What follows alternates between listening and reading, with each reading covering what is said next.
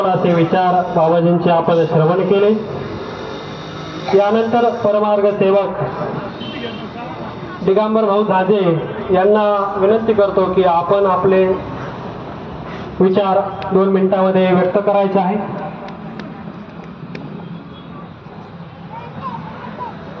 सच्चिदानंद रूपाय विश्वोत्पत्त्यादि Hathaway तापत्रयनाशाय श्रीकृष्णाय वयं नमः।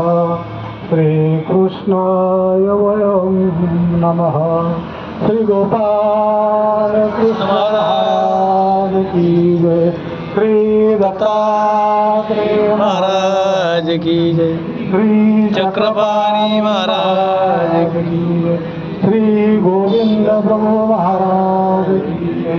सर्वज्ञ श्री चक्रधर स्वामी की जय। श्रीमद भगवत गीता जयंती,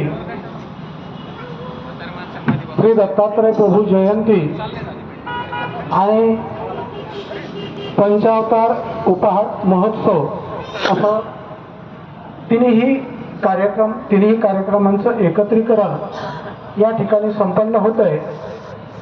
या कार्यक्रमाचे आयोजक, नियोजक, संयोजक परमपूज्य, परमादरणीय, परमश्रद्धेय महंत श्री भरतदादा भोसले हे प्रत्येक वर्षी या कार्यक्रमाचं नियोजन करत असतात, आयोजन करत असतात आणि एक अवसर, एक योग्य अशी वेळ आपल्या सर्वांना ते या ठिकाणी उपलब्ध करून देत असतात आणि म्हणून खऱ्या अर्थानं त्यांना आपण सर्वांनी धन्यवाद दिले पाहिजे। या व्यासपीठावर उपस्थित असलेले परमपूज्य, परम आदरणीय, परम श्रद्धेय चिंतनेचे प्रमुख कार्याध्यक्ष, परमपूज्य, परम आदरणीय, परम श्रद्धेय, परमस्नेही सुदामराज दादा शास्त्री, त्याचबरोबर पाचोड या ठिकाणून आलेले परमपूज्य, परम आदरणीय, परम श्रद्धेय महंत बीडकर बाबा, जयराम बाबा बीडकर यांची या ठिकाणी उपस्थिती आहे। सर्व या ठिकाणी संत मंडळी, सर्व आचार्य आणि आपण वेगवेगळ्या ठिकाणून आलेले आपण सर्व सद्गृहस्थ, सर्व सद्भक्त। खरं तर गीता या तत्वाचा विचार करत असताना आतापर्यंत जवळपास अनेक लोकांनी गीता या तत्वावर विचार केला। गेली 5,000 वर्षे उलटून गेली, परंतु ही जी गीता आहे, ही गीता आणखी जुनी नाही झाली, शिळी नाही झाली। 5,000 वर्ष झाली तरी ती आपल्याला आणखी ताजी वाटते, आणखी ती नवीच आहे असं आपल्याला वाटतं आणि म्हणून मोठ्या आनंदानं आपण या जयंतीचं आयोजन करत असतो। अगदी लोकमान्य टिळकापासून ते संत ज्ञानेश्वर माऊलीपर्यंत अनेकांनी या श्रीमद भगवद्गीतेवर टीका लिहिल्या। महानुभाव साधकांनीही जवळपास 31-32 टीका या गीतेवर लिहिल्या। त्यानंतर आतापर्यंत हजारो टीका, भाष्य, प्रबंध, निबंध या गीतेवर लिहिले गेले।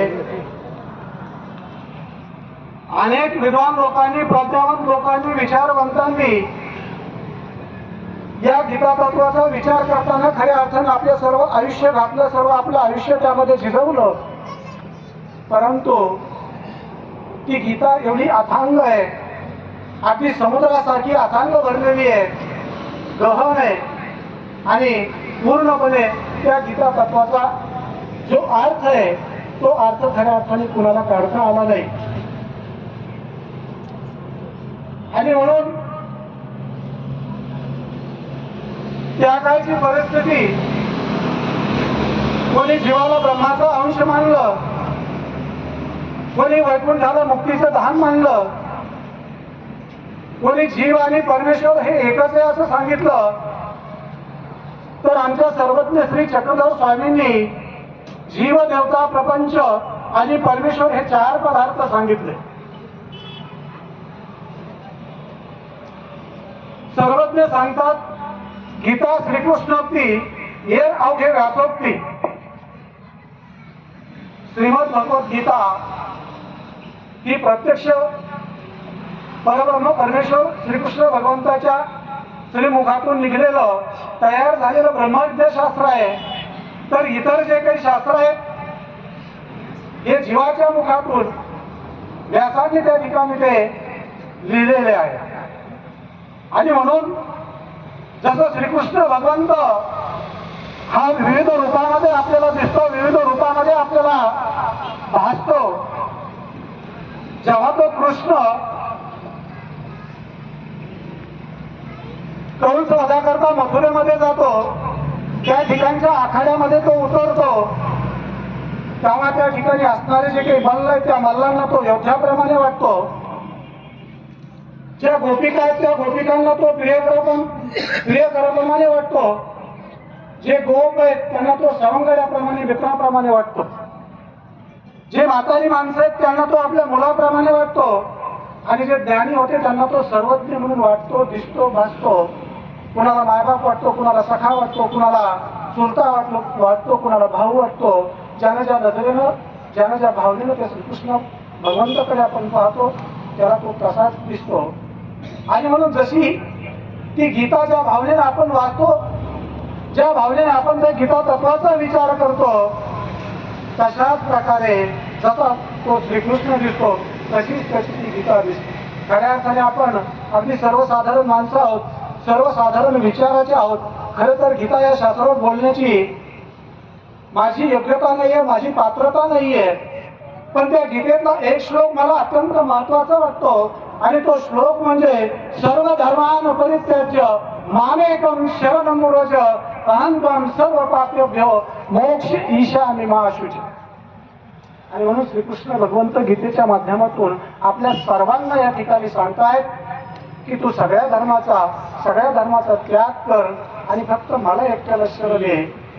मी तुला सगळ्या दुःखातून, तुला सगळ्या पापामधून मी तुला मुक्त करेन. आणि माझं असणारं जे काही अढळपद आहे, माझं असणारं जे काही अक्षयपद आहे, त्या अक्षयपदापर्यंत मी तुला नेण्याची जबाबदारी ही माझी आहे असं श्रीकृष्ण भगवंत या गीतेमध्ये सांगतात.